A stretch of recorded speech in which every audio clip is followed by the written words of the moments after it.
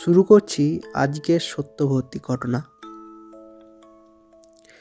চ্যানেলে নতুন হয়ে থাকলে অবশ্যই চ্যানেলটিকে সাবস্ক্রাইব করে নেবেন, আর যদি ভালো লেগে থাকে তবে অবশ্যই শেয়ার করুন নিজের বন্ধুদের কাছে। তবে বেশি দেরি করব না, চলে যাব ঘটনার দিকে। আজকের ঘটনাটি যার সাথে ঘটেছে তিনি পুরুলিয়া থেকে মানব চক্রবর্তী লিখছেন। আমার গ্রামেরই স্কুলে আমি পড়াশোনা করেছি। হ্যাঁ, আজকের ঘটনাটিও তাকেই কেন্দ্র করে। আসলে আমি যখন ক্লাস 7-এ পড়ি তখন আমাদের মাধ্যমিকের ব্যাচের একটি মেয়ে, তার রেজাল্ট খুব খারাপ হওয়ায় সে হঠাৎ একদিন বাড়িতে আত্মহত্যা করে নেয়। আমরা এতে খুবই দুঃখ পেয়েছিলাম, কিন্তু ভবিতব্যে যা লেখা থাকে। পরের দিন সবাই স্কুলে গেলাম। তাদের ক্লাসের প্রত্যেকটা ছাত্রছাত্রী খুব দুঃখিত ছিল। স্কুলের এক ছাত্রী মারা যাওয়ায় স্কুলটি আপাতত সেই দিনের জন্যে বন্ধ রাখা হলো। আমরা সবাই নিজের নিজের বাড়ি চলে গেলাম। আমাদের একটি মাস্টার ছিল, নাম ছিল তপন শাস্ত্রী। তিনি স্কুলেই একটি ঘরে থাকতেন। সেখানেই রোজ তিনি রান্না করতেন, নিজের জন্যে বাসন মাজতেন এবং সেখানেই খেতেন ও থাকতেন। সেই ঘরটি স্কুল বিল্ডিংয়ের থেকে একটু সরেই ছিল। আমরা সাধারণত সেখানে যেতাম না, যদিও বা সেটা স্কুলের বাউন্ডারির মধ্যেই ছিল। তাই অনায়াসই দরজার বাইরে বেরোলে গোটা স্কুলের বাউন্ডারিটাই লক্ষ্য পড়ত। আমরা সবাই বাড়ি চলে যাওয়ার পর তিনি ওখানে বিকালবেলা প্রতিদিনের মতো পায়চালি করে নিজের ঘরে শুতে চলে গেলেন। সময়টি ছিল সন্ধ্যা 8টা। সেই সময় তিনি একবার বাইরে চাঁদের আলোয়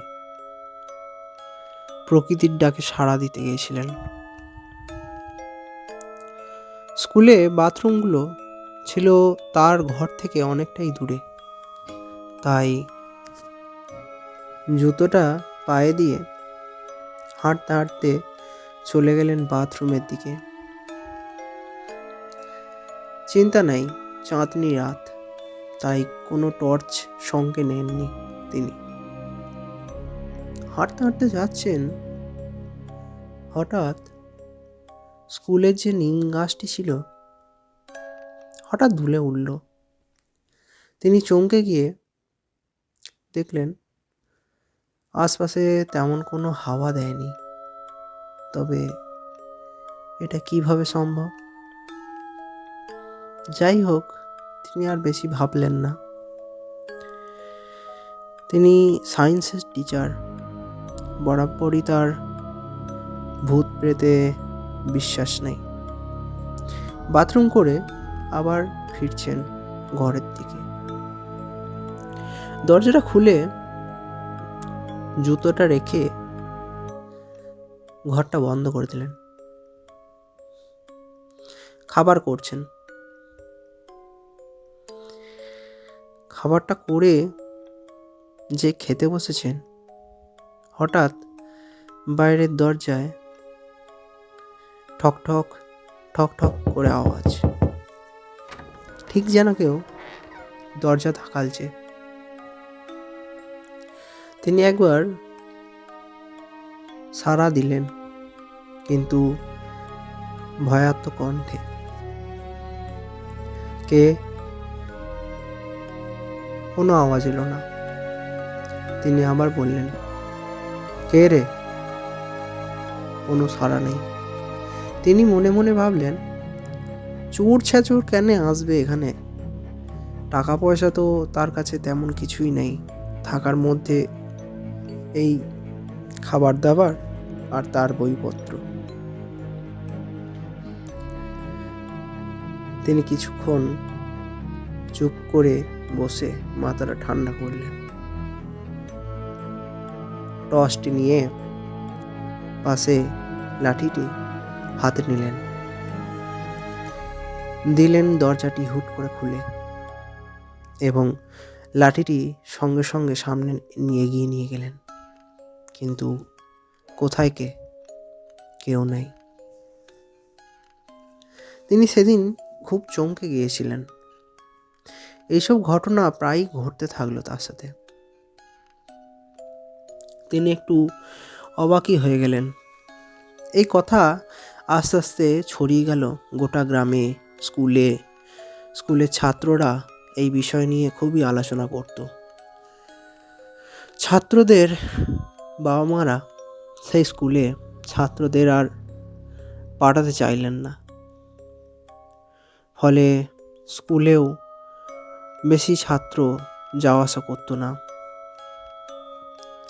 শিক্ষকরা এটি নিয়ে খুবই চিন্তায় পড়ে গেলেন। একদিন তপন শাস্ত্রী নিজেই ঠিক করলেন যে মেয়েটি মারা গিয়েছিল আত্মহত্যা করে, সেই মেয়েটির বাড়িতে একবার যাওয়া প্রয়োজন। এই বিষয়টি নিয়ে তাদের বাড়ির লোকের সাথে আলোচনা করা দরকার। তার মনে হয় এই বিষয়ে ওই মেয়েটির আত্মাই কোনো কাজকর্ম করছে। এই রকম উৎপাত করা, রাত্রে আওয়াজ করা, এইসব। তাই তিনি তাদের বাড়ি গেলেন। হয়তো তিনি আস্তে আস্তে ভূত প্রেত এই সমস্ত জিনিসের ওপরে বিশ্বাস করতে লেগেছেন।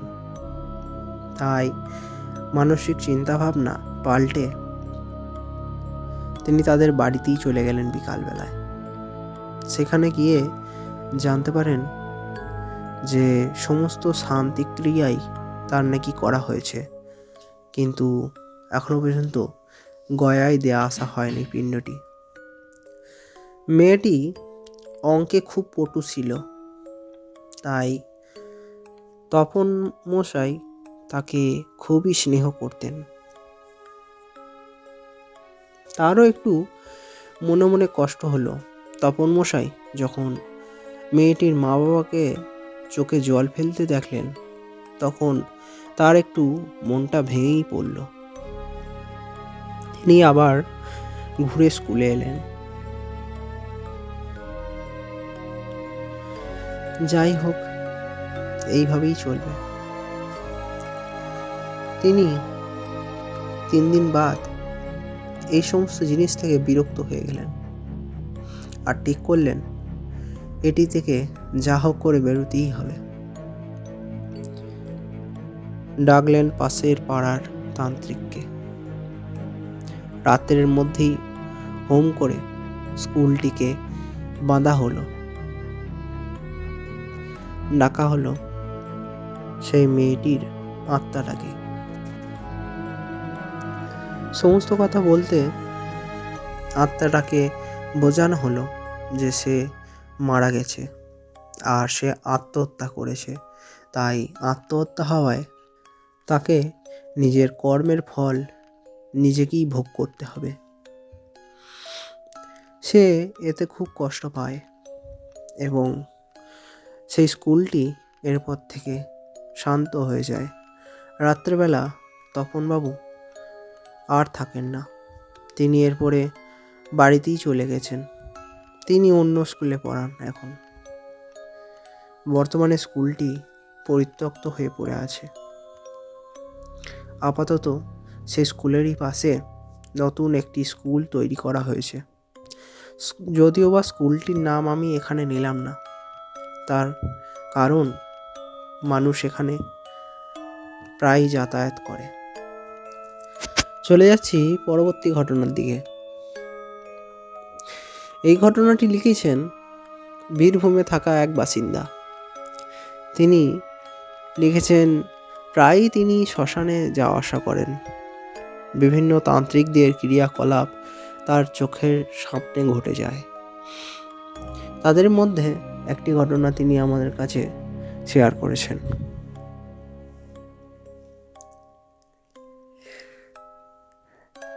শ্মশানে যাওয়া আমার ছোটবেলা থেকেই অভ্যেস, তাই নিজেকে সামলে রাখতে পারি না। রাতের দিকে একবার শ্মশান চত্বরটা ঘুরিয়ে আসি, যদিও বা আমার গুরু দীক্ষা হয়ে গেছে, তাই মনের মধ্যে একটি সাহস পাই। গুরুর নাম নিয়ে বেরিয়ে পড়ি শ্মশানের দিকে। শ্রাবণ মাস, চারিদিকে জল পড়ছে টিপ টাপ করে। শ্মশান চত্বর কাদায় প্যাচ প্যাচ করছে। দ্বারকার জলটিও টলমল হয়ে উঠেছে। হয়তো 2-3 দিনের মধ্যেই বন্যার প্রবণতা আছে। এখানে প্রায় সাধুসন্তই রাত্রেবেলা চিতা সাধনা ও হোম যজ্ঞ করে। আমি আজকে এখানেই এসেছি। দূরে নিম গাছের গোড়ায় একটি সাধক কোনো এক তন্ত্র সাধনায় ব্যস্ত। তাকে দেখলাম একটি লেবু, একটি মুরগি ও সাথে বিভিন্ন আচার প্রক্রিয়া নিয়ে বসেছে হোমে। হোমের আগুন দাও দাও করে চারিদিকটা আলো করে তুলেছে। আশপাশটা ধুধু মরুভূমির মতো দেখতে। এই টুপটাপ জলেতে হোমের কোনো ক্ষতিই করতে পারছে না। এটাই মনে হয় শ্মশানের মহিমা, গুরুর মহিমা, সাধকের মহিমা। সে সমস্ত কিছু আচার প্রক্রিয়া পূর্ণ করে নিজের আবাসস্থলে চলে যাচ্ছে। কিন্তু এ কি অত বড় ছায়া? না, চারিদিক তো অন্ধকার। এইভাবে তো ছায়া হতে পারে না কাউরি। যাই হোক, ছায়াটির মধ্যে অবাক করা বিষয় এটি যে ছায়াটি খুবই লম্বা, কিন্তু সেই ছায়াটি থেকে যেন 2টি লাল চোখ আমায় দেখছে, সাবধান করে দিচ্ছে যে তার ক্রিয়ায় যেন আমি হস্তক্ষেপ না করি। পরের দিন রাতে আবার সেই সাধকটি সেখানেই বসেছে। গাছের উপরে দেখি অতৃপ্ত আত্মা উল্টো ঝুলছে। সাধকের সাধনায় বিভিন্ন প্রেত, পিশাচ, দৈত্য, দানব এরা বাধা বিঘ্ন সৃষ্টি করেই থাকে। সাধক যদি ভালো পথের দিকে যায় ভালো পথেও, আবার খারাপ পথের দিকে গেলে খারাপ পথেও। যদ্দূর মনে হয় তিনি কোনো পিশাচ জাতীয় কিছুর সাধনায় বসেছেন। নিজেকে ময়লা আবর্জনায় জর্জরিত করে এই সাধনায় বসেছেন, তাই আমার মনে হওয়া। 3 দিন গেল, 4 দিন গেল, 5 দিনের দিন তাকে দেখলাম হাত কেটে বলি দিচ্ছে আগুনেতে। হঠাৎ তার পেছন থেকে বেরিয়ে এলো এক অপরূপ সুন্দর নারী মূর্তি। আমি জানি না তাকে এখানে কজনা দেখতে পাচ্ছে। দেখার কথাও নয়, তার কারণ সেই নারী মূর্তি যাকে দর্শন দেওয়ার মনে করবে তাকেই সে নিজের দর্শন দেবে, নচেত নয়।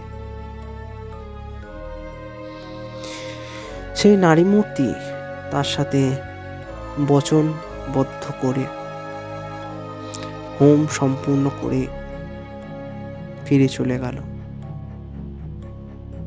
সেই নারী মূর্তির গায়ের আভা ছড়িয়ে পড়েছে অগ্নিবলয়ের মতো চারিদিকে।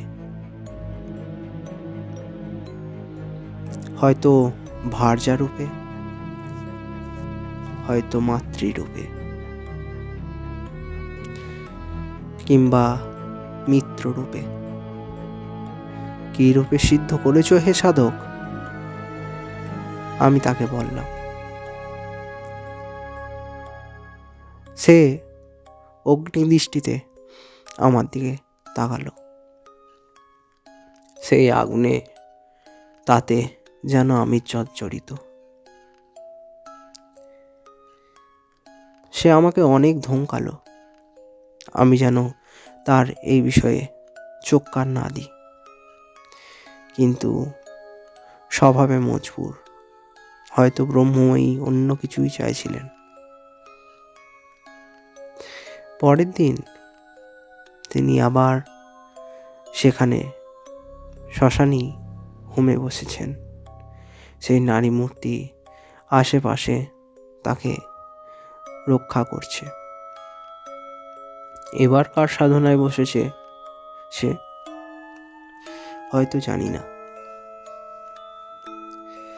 গাছের উপরে থাকা একটি প্রেতাত্মার দিকে আমার চোখ গেল। তার সাথে অনেকগুলি প্রেত পিশাচী ছিল, কিন্তু তারা তাকে পরীক্ষা নিচ্ছিল। সম্ভবত এটি কোনো বেতাল সাধনা। বেতালের নাম নেওয়াটাও ভারী ভয়ঙ্কর। এই সাধক সেই সাধনায় বসেছে যে সাধনায় সাধকের 90% মৃত্যু কাম্য। জানি না তার কি হবে। আমি জব করে যখন সেই রাস্তা দিয়ে ফিরছি, তখন সেই সাধকের ঘাড় মটকানো অবস্থায় মৃতদেহ দেখতে পেলাম। হোমের আগুন শান্ত হয়ে গেছে পুরোপুরি। টুপটাপ বৃষ্টিতে সেই কাঠগুলি ছ্যাঁক ছ্যাঁক করে আওয়াজ হচ্ছে। কোথায় গেল সেই নারী মূর্তি? কোথায় গেল তার কবচ? রক্ষা বলয়ে আর কোনো কাজ দিল না। আসলে সে সাধক চেয়েছিল অপরূপ শক্তি। এই শক্তি কত সাধককেই না নিজের সাধনা থেকে বিচ্যুত করে দেয়, মুক্তির পথে বাধা সৃষ্টি করে। শক্তি নয়, ভক্তি দরকার আমার। তাই আজ এইটুকুই থাক, আবার অন্য কোনো দিন লিখব। কেমন লাগলো আজকের ঘটনা অবশ্যই জানাবেন।